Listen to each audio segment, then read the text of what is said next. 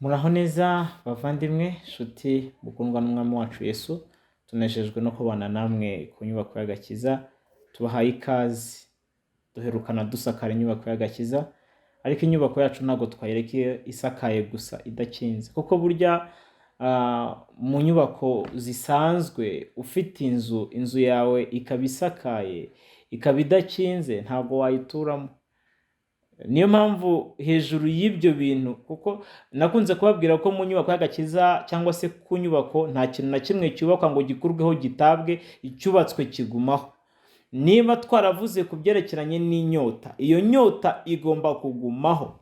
Niba twaravuze ku byerekeranye no kumenya, uko kumenya kugomba kugumaho. Niba twaravuze urufatiro rwa Yesu Kristo, kwihana no guhindukirira Imana bikaba biri kuri Yesu Kristo, uwo agomba kugumaho. Urwo rufatiro fondasiyo zigomba kugumaho. Niba twaravuze ku rukuta rw'umwuka wera, ku nkuta zigizwe n'umwuka wera, izo nkuta zigomba kugumaho. Ntabwo iyo umuntu amaze kubaka inkuta zikuraho, ahubwo azubakaho ibindi. Tumaze gushyiraho igisenge rero, ubu ngubu inyubako yacu igeze ku gihe ikeneye noneho amadirishya n'inzugi. Ni ukuvuga ngo hari ibintu ushobora kubura mu gakiza kakaba katuzuye nubwo hari ibindi waba ufite. Ngira ngo birumvikana neza. Agakiza it's a complex building. Ni inzu iri complex, ni inzu ifite ibintu byinshi, ifite ibyumba byinshi, ifite ibisabwa byinshi. Niyo mpamvu umuririmbyi yavuze ngo mpisemo guhora nkizwa, kuko gukizwa nyine ni agakiza ko kugenda umuntu akizwa, yubaka, ashyiramo n'ibindi uko bukeye n'uko bwije, kugeza igihe tuzabanira n'Imana tumaze kuva inaha muri iyi si. Kuko iyo gakiza tuyirindirwamo rwose, tukayirindirwamo umubi, kuko umwami Yesu atashatse ko tuva inaha, ahubwo yashatse ko tuhaguma tukarindwa umubi, tuhafite n'umumaro, tuhafite n'umurimo. Ni muri ubwo buryo rero tugiye gukinga inzu yacu, kuko tubona ko twasahurwa turamutse tubaye mu nzu itagira amadirishya n'inzugi, nta mutekano ntaho.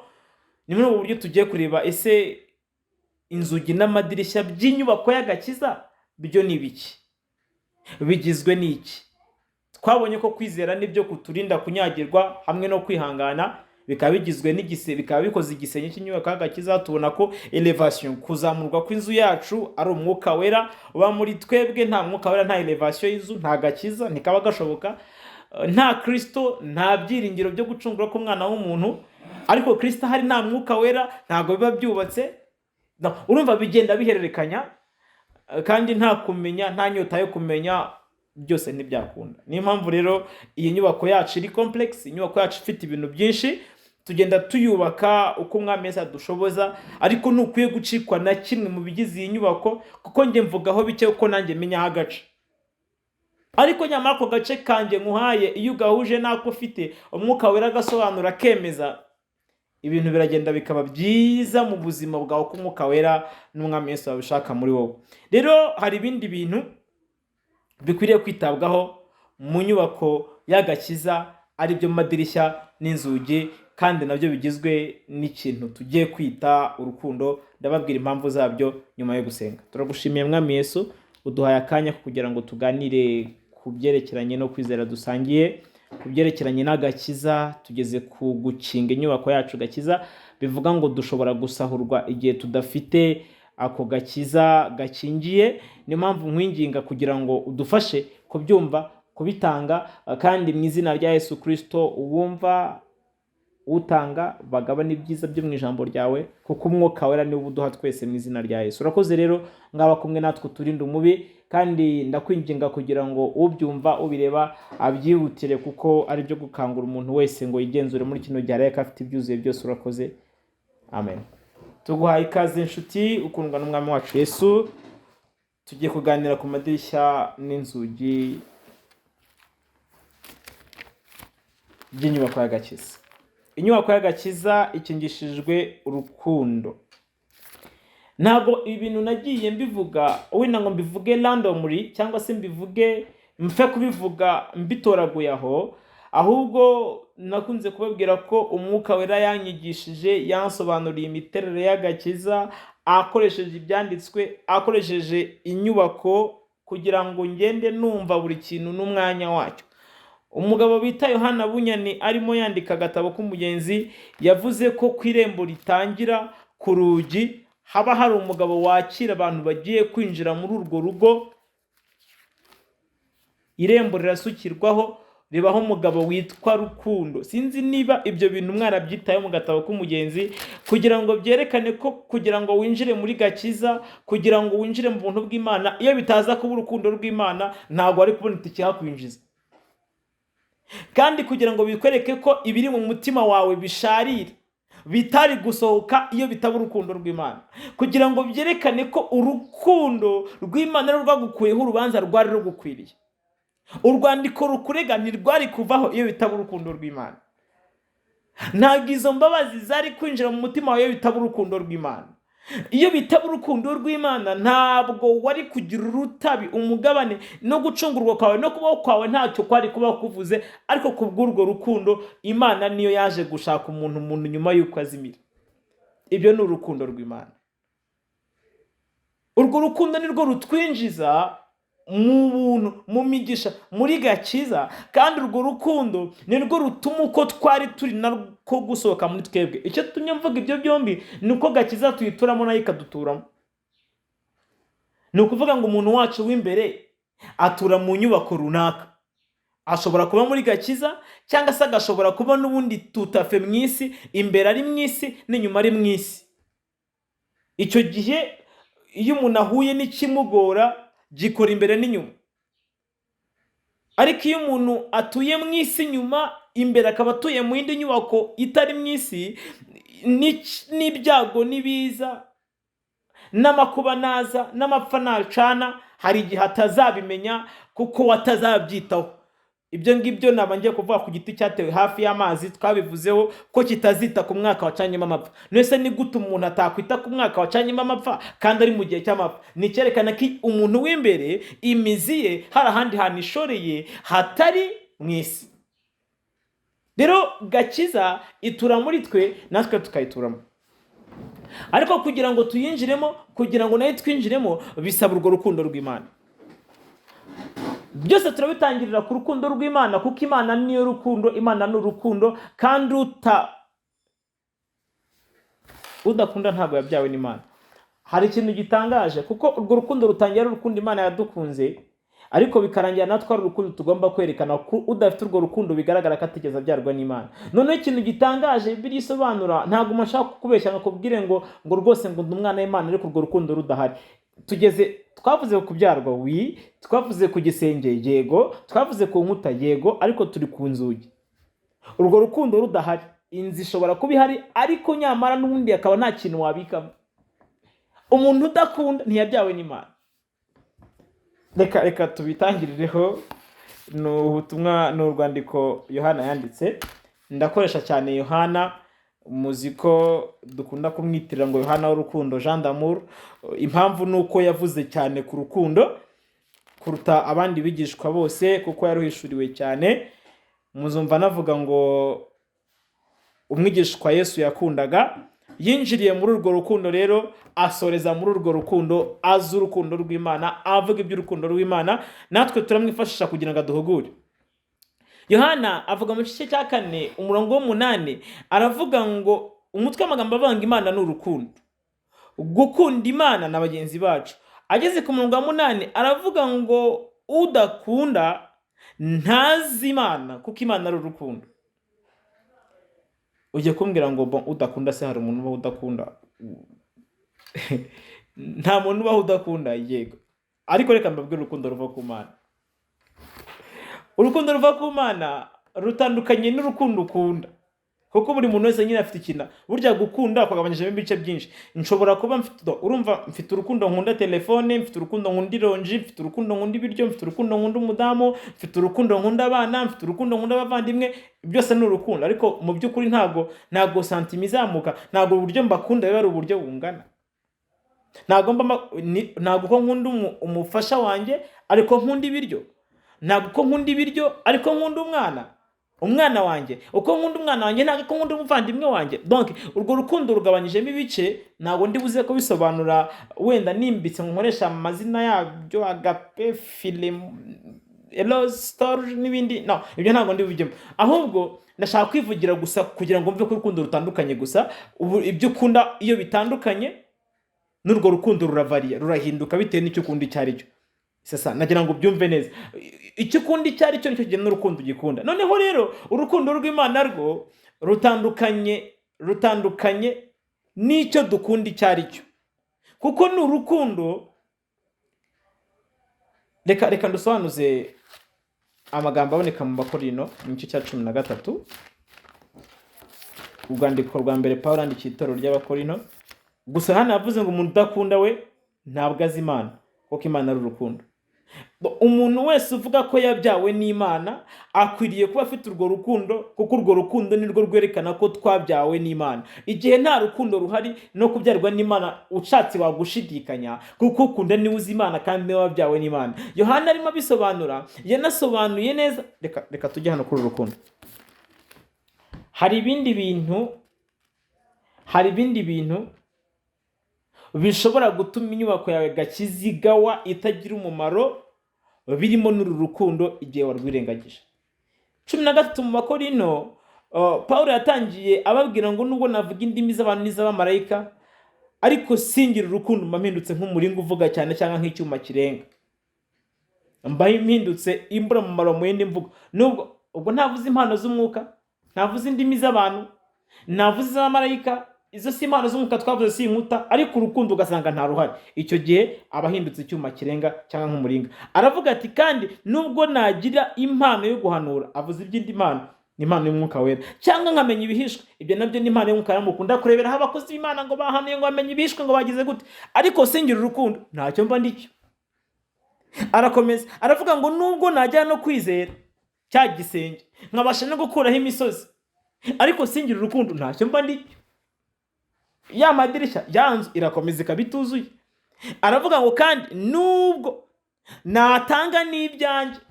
Hano harantangaza cyane ukuntu umuntu ashobora gutanga ibye byose akageza nubwo nawe ubwe yitanga ngo atwikwe, ariko adafite urukundo. Ni ukuvuga ngo ibyo binashobora kubikoreshwa n'indi mpamvu itari urukundo. Burya umuntu ashaka kuguha ariko atabihawe n'urukundo. Ashobora no kukwiha nawe ubwe no kukwitangira ngo ariko atabihawe n'urukundo, afite izindi mpamvu zibimutera.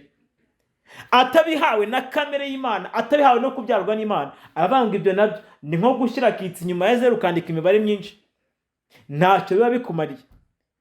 Ahita asobanura ngo urwo rukundo umva ukuntu rumeze. Urukundo rwo kubyarwa n'Imana, urukundo rwerekana ko umuntu azi Imana, urukundo rukomoka ku Mana. Irya mbere, urwo rukundo rurihangana. Yesu ashimwe. Urwo rukundo rurihangana, urwo rukundo rugira neza. Aho urukundo ruri haboneka ku kwihangana. Nta nubwo basobanuye ngo urwo rukundo ruba rwihanganira iki, ikihanganirwa ntibakitayeho, ahubwo urwo rukundo rurihangana, bagashyiraho akadomo, rurihangana. Kwihangana rukomoka ku rukundo nyine rurihangana. Mujya mubona ukuntu umwana yihanganira, umubyeyi yihanganira amakosa y'umwana we. Muzi impamvu Abanyarwanda bavuga ngo umwana wundi abishya inkonda? Nuko kwihanganira umwana n'amafuti ye bitoroha igihe nta sano mufitanye. Icyo ni cyerekana ko iyo hari urukundo amakosa ataremera, urukundo rworoshya amakosa.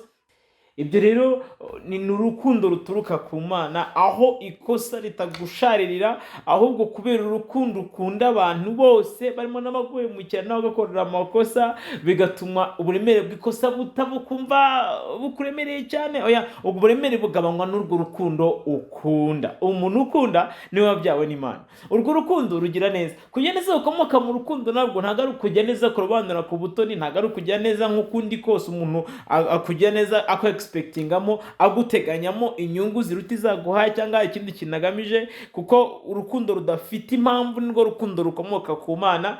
Urukundo rw'Imana rwo ntago rugira impamvu.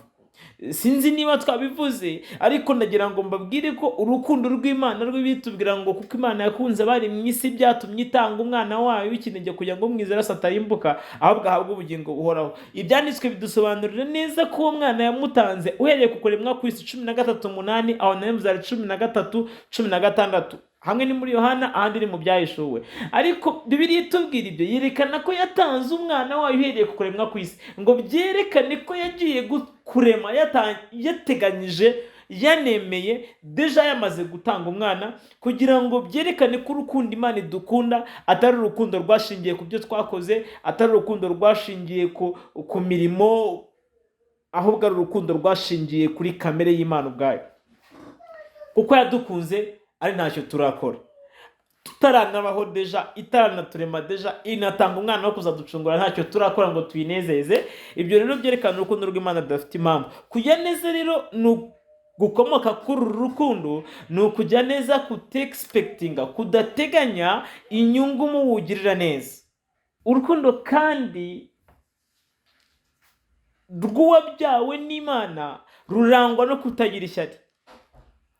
Ishyari ni imvugo isobanutse mu kinyarwanda cyacu, ariko aho urukundo ruri, ishyari ntago urukundo rwumva rubangamiwe n'iterambere ry'undi, cyangwa se ngo wumve ibyiza byose byakabaye ibyawe, kuko wigiye hasi usanga ahita avuga ngo urukundo ntabwo rwirarira. Kwirarira byo manange ni indwara irwaye abantu hafi ya bose mu gihe cya none. Igihe cyose wumva kwirarira, kwivuga uko utari, kwigaragaza uko utari, kwirarira.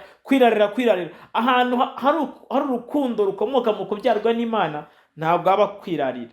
Burya umuntu niyirarira akavuga ngo afite urukundo, urwo rukundo ruzaba rurwaye, kuko urukundo ntabwo rugira kwirarira.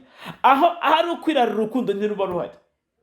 Naho simatinze, urwo rukundo rwo kubyarwa n'Imana ndimo mbabwira ngo udakunda ntazi Imana. Igihe hari ukwirarira, urwo rukundo ntiruba ruhari. Igihe hari ukwihimbaza, kwishyira hejuru, kwiyogeza, kwimenyekanisha, urwo rukundo ntabwo rwihimbaza, ntabwo rwiyogeza. Ahantu hari urwo rukundo rwo kubyarwa n'Imana ntabwo haba hari ugukora ibiteye isoni cyangwa se iby'isoni nkeya. Iryo jambo ry'isoni ryo muri iyi minsi ntabwo rikiboneka mu bantu. Usanga abantu nta soni rwose, isoni ntazo, gukora ibiteye isoni nta kintu bibatwaye. Ariko hari urukundo rwo kubyarwa n'Imana, umuntu wabyawe n'Imana ntakora ibiteye isoni. Izo soni, urwo rukundo nyine rutuma umuntu agira isoni akirinda. Ariko by'iyi minsi byo usanga abantu batarigeze babyarwa n'Imana, kubera ko ubona isoni ntazikihaba. Kwambara ubusa, kuvuga ibyo abonye, gukora ibyo abonye, kwitwara uko abonye ngo ni uburenganzira bwe, kwambara uko ashaka, kugenda uko ashaka, impagarike yose iri hanze, akumva nta kintu bimutwaye. Ariko Bibiliya tubwira ngo urwo rukundo ahari ukubyarwa n'Imana haboneka kudakora ibiteye isoni. Urwo rukundo ntabwo rushaka ibyarwa, nari mbivuze hejuru, ariko Bibiliya igisubiramo. Ahantu hari urwo rukundo rwo kubyarwa n'Imana ntabwo umuntu aba ashaka ibye, aba ashaka inyungu rusange. Uzikange twange cyange twange, gukurura wishyira, ukoresha isuka, wihereza ni ikintu nacyo kigari kandi cyeze. Ariko Bibiliya dusobanurira ko ahantu hari uko kubyarwa n'Imana, gushaka ibyawe gusa, gushaka inyungu zawe gusa, ibyo ntibiba bihari mu rukundo. Muri urwo rukundo kandi ntabwo haba harimo kwishimira ibyago, ibibi by'abandi. Kumva unejejwe nuko umuntu waguhemukiye ahuye n'akaga, kumva unejejwe nuko umuntu wabwiye ntiyumva ahuye n'ibyago, kumva ko umuntu waburiye ntabyiteho ahuye n'akaga, ngo bikunezeze, ngo wumve umwanzi wawe wagize ibyago ukamwishima hejuru, arajyaye ko ijuru ritabaye, gutyo nidutabara bazakorwa n'isoni, bose bazabireba bamware. Ibintu nk'ibyo ngibyo. Ahantu hari urwo rukundo rutuma ibyo bintu, rutuma tutishimira ibyago by'abandi. Urukundo kandi rwishimira ukuri. Urukundo ahantu hari ukubyarwa n'Imana, umuntu aba ari proud, abanejejwe n'ukuri, yishimira ukuri. Kandi urwo rukundo rubabarira byose, rwihanganira byose, rwiringira byose. Ntabwo ndi butinde muri byo ngibyo cyane, nashaka kukubwira uburyo ibintu biranga aho urwo rukundo rwo kubyarwa n'Imana ruri. Iyo ruhari, ibi ngibi nibyo bigaragara. Imana itugeneza. Nucikanga cyacu bakurikiraho, Uwiteka aguhire.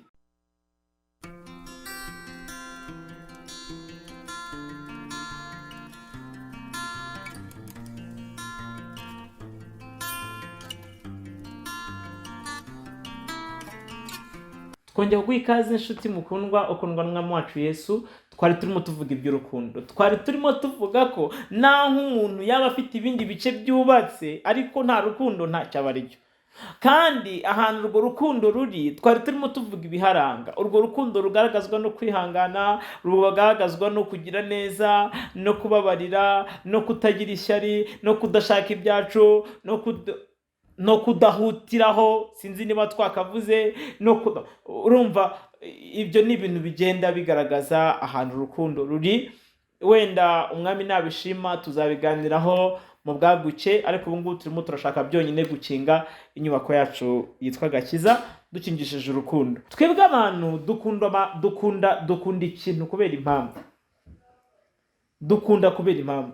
Ukunda umugore kubera impamvu, ukunda abana kubera ko ari abana bawe, ukunda umuvandimwe ko musangiye amaraso, ukunda kubera, donc urukundo rwacu rushingira ku mpamvu. Ariko Imana iyitubyara irimo irashaka ko dukunda nta mpamvu. Gukunda nta mpamvu ni kamere y'Imana. Gukunda hari impamvu ni kamere y'abantu. Niba tuvuga ko tuzi Imana dukwiriye kuba dufite urukundo. Reka mbabwire gatoya ibintu umwami Yesu yigeze yivugira muri Matayo mu gice cya 25, amaze kuvuga iby'abakobwa b'abapfapfa n'abakobwa b'abanyabwenge, yamanutse hasi avuga ibyitwa gucirwaho iteka. Avuga ibyitwa gucirwaho iteka, yatangiye avuga amagambo ajya ntangaza. Aravuga ngo nari nshonje, nari ndwaye, nari nambaye ubusa, nari mu nzu y'imbohe, nari mfite ibibazo by'uburyo butari bumwe, ariko ntimwabinkorera. Abo ni abari bari ibumoso. Bamumaze ngo byagenze bite ko twumva tutakora iryo kosa ryo kuba twarakubonye ushonje, ryo kuba twarakubonye urwaye, ryo kuba twarakubonye wambaye ubusa, uri umushyitsi, uri mu nzu y'imbohe, ntitubikore. Yesu arareba arabaseka avuga ati yego koko ntago mwambonye kubera ko iyo muza kumbona mukamenya ko ari njye muba mwarabinkoreye. Ni ukuvuga ngo ni urukundo rwanyu rwari kuba rugiye kubikora kubera ko ari njyewe mugiye kubikorera, kubera ko nyine mwumva ko ari njyewe. Kugirira neza abo tuzi gusa, kugirira neza abo twexpectingamo izindi nyungu, abo inshuti zacu, abakunditsi. Aragatiye nabyumvishe. Iyo aza kuba ari njyewe mwari kubinkorera kuko nanjye muzi ko nanjye nicaye ku ntebe. Ariko nureka mbabwire, igihe mutabikoreraga wa wundi woroheje muri mwebwe, ninjye mutabikoreye. Arangije ikintu kintangaza muri Matayo muri gice cya 25, abantu baciriweho iteka bose uko bangana. Nta numwe wahowe ko yibye, nta numwe wahowe ko yishe, nta numwe wahowe ko yasambanye. Bahowe kutagaragaza iyi mirimo y'urukundo. Donc kuba nta rukundo rugaragara muri bo bisobanuza iki kindi se? Igihe Yesu yari arimo ashaka kwereka abantu iby'urukundo rw'Imana, yatangiye avuga ngo ubwo se mpere hehe? Mpere kuri mugenzi wanjye uwo ari we? Mpere ku Musamariya w'umunyamwese? Mpere? Hari igihe numva mbuzaho mpera, ariko ngira ngo nkubwire ngo nubwo wagira bya bindi byose nta rukundo, burya ntacyo buricyo. Burya umva, nubwo bwamuharanira, igihe urukundo rw'Imana rudahari nta kintu biba bikumariye, kuko urwo rukundo ni kamere y'Imana. Urwo rukundo ni Imana muri twebwe. Urwo rukundo ni ikirango, ni ikimenyetso cy'uko umuntu yabyawe n'Imana. Imana itugire neza kandi Imana idufashe.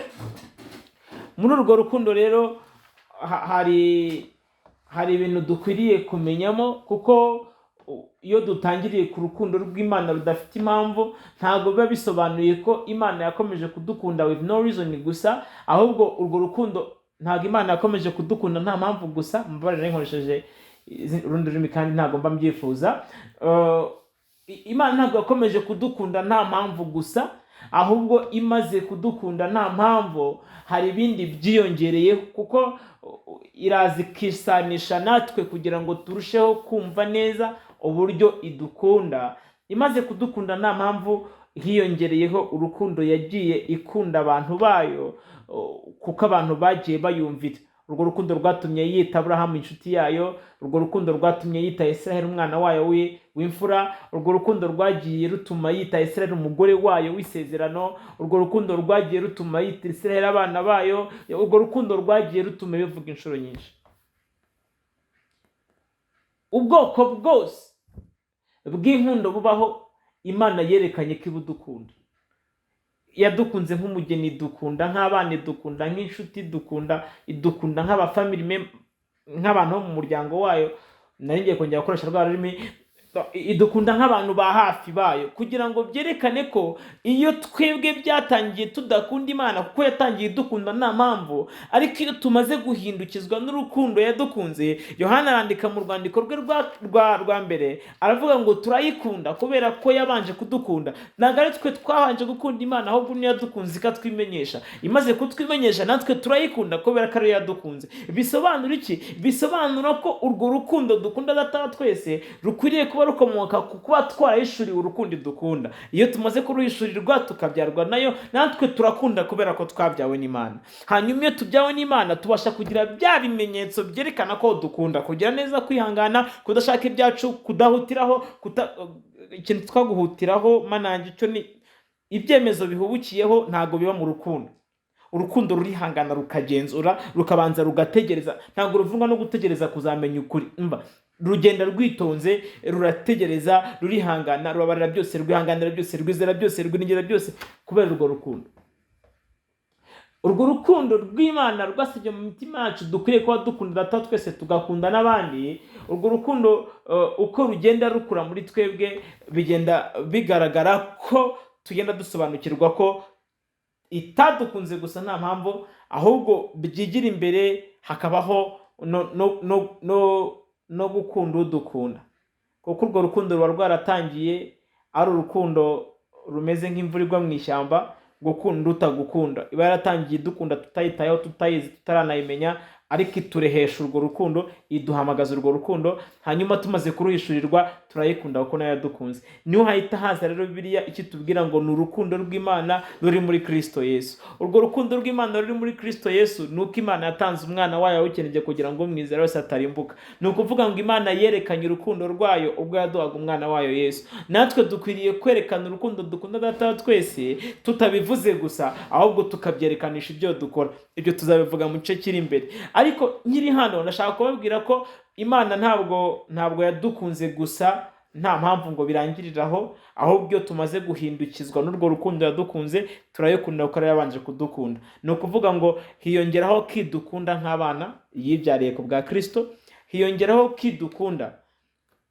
nk'umugeni, umugore w'umwana w'intama, hiyongeraho kidukunda nk'inshuti, nk'uko Yesu yabyivugiye ngo sinya ibitabo agaragara ahubwo muri inshuti, n'ibindi byinshi. Rero urwo rukundo rutwemeza ko itaratwimye umwana wayo itazabura kumuduhana n'ibindi byose. Ariko urwo rukundo rw'Imana idusuka hiryo, irushaho kutwereka kwidukunda bihebuje, ishaka ko hari icyo rukora mu mitima yacu. Kuko urukundo rwifitemo imbaraga yo guhindura imiterere, yo guhindura intumbero, yo guhindura icyerekezo, yo guhindura aho twajyaga, yo guhindura uko twabonaga ibintu, yo guhindura ubuzima, kugira ngo dukunde dukinge inyubako yacu gakiza neza, kugira ngo twinjire kandi dusohoke, kugira ngo hinjizwe kandi hasohorwe. Kuko ibyinjira muri twebwe biturutse aho Data twese mwiza ari, byinjira mu rukundo atugirira. Ibisohoka muri twebwe, ubusharire ndetse n'ibyifuzo n'amaganya n'ibindi, nabyo bisohoka muri twebwe bizamuwe n'urukundo Imana idukunda, bikagera mu matwi yayo, ikamanurwa no kureba ikibaye. Rero bakundwa, nagira ngo duhinire bugufi ikintu cyacu kuko twifuza kubikora, tugenda tuvuga duce muri kano dusoje ko ndagira ngo mbabwire ngo udakunda ntazi Imana kandi ntiyabyawe n'Imana. Ukunda niwe uzi Imana kuko Imana ari urukundo. Iyo hatariho urwo rukundo ngo rugaragazwe na bya bimenyetso, icyo gihe urwo rukundo tuvuga ko dufite nta ruba ruhari, kandi nta rukundo nta kubyarwa n'Imana. Rero ndabahendana ku mbabazi z'Imana kugira ngo munkundire, niba yarakunze agatanga umwana we w'ikinege, ntacyo aguca, ntacyo aguhereyeho, utamuzi utaramumenya witonde cyane, kuko nawe icyo yakoze muri wowe nicyo ashaka ko ukorera abandi. Uko yakwihanganiye niko ashaka ko wihanganira, uko yakugiriye neza niko ashaka ko, uko atahutiyeho kuguhana,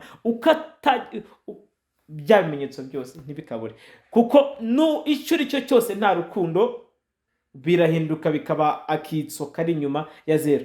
Wowe ugiye kuba zero, akitso kari inyuma yawe, ibindi byose wakongeraho nta kintu biri buze kumara, nta rukundo ntacyo kuri cyo, kuko urwo rukundo ni kamere y'Imana. Nubwo wakwitanga ngo utwike ufite izindi ntego zitari urukundo rw'Imana, umva muri iyi minsi ho, muri isi turimo, umva umuntu aguha inkunga, umuntu aragufasha, ariko nyamara ataruka gukunze, ahubwo ko akaguteganyamo inyungu. Izo nyungu inshuro nyinshi unasanga ziruta izo wowe umufitemo. Aguha inkweto, aguha akantu runaka, aguha inkunga, imfashanyo iki, ariko nyamara bidakomotse ku rukundo, ahubwo bitewe n'icyo ashaka kugeraho, nuko ashaka nuko ashaka kwereka, nuko ashaka. Iyo bidaturutse mu rukundo rw'Imana, iyo bidaturutse muri kamere y'Imana, burya bari imfabusa. Ntuzacikwa n'icyo kizakurikiraho. Tuzakomeza tuganira ku madirishya y'inzugi by'inyubako y'agakiza, ari byo rukundo rw'Imana, ariko n'urukundo rwebwe dukwiriye kugaragaza tuvama muri iyo kamere y'Imana, niba koko twarabyawe n'Imana.